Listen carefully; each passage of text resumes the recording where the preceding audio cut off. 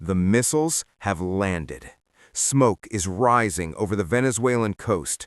The United States has officially struck the first blow.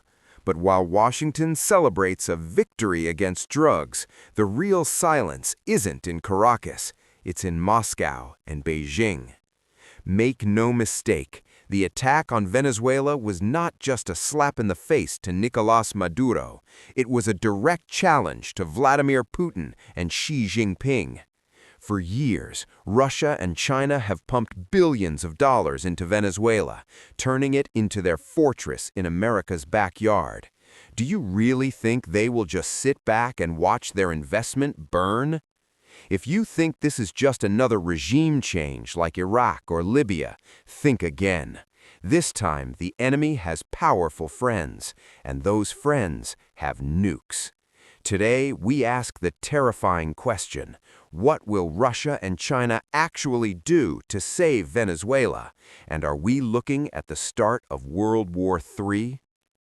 Understand why Russia and China might go to war for a failed state. You have to follow the money. Venezuela owes China over $60 billion.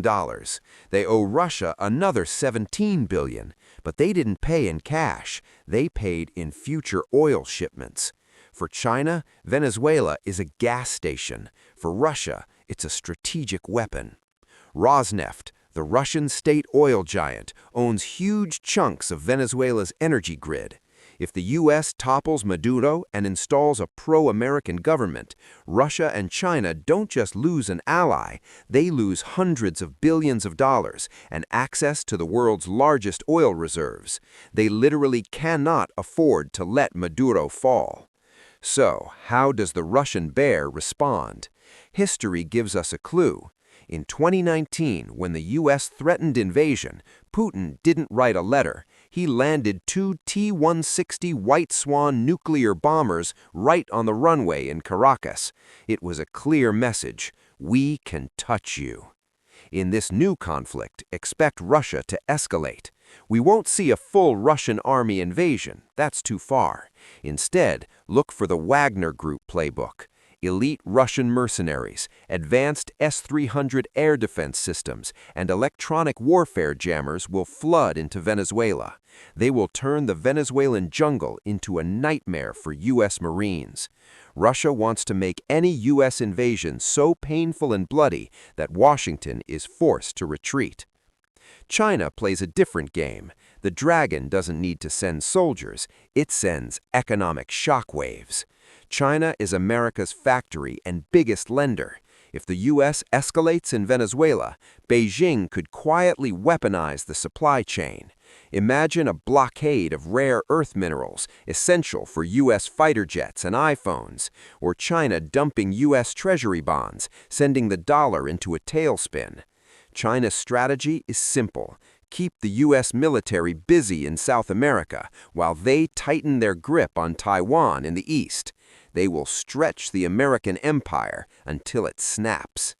But here is the worst-case scenario, the Cuban Missile Crisis 2.0.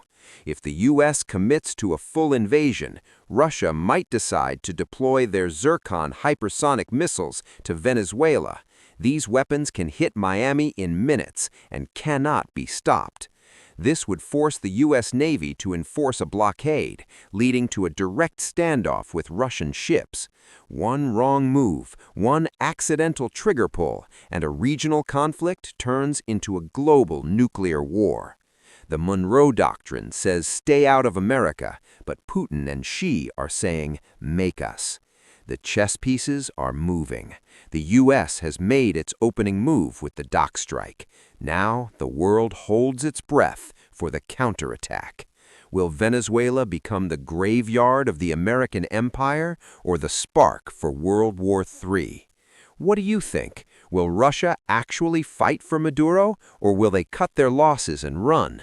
Let me know in the comments below. And if you want to understand the world before it blows up, hit that subscribe button for StickGeo.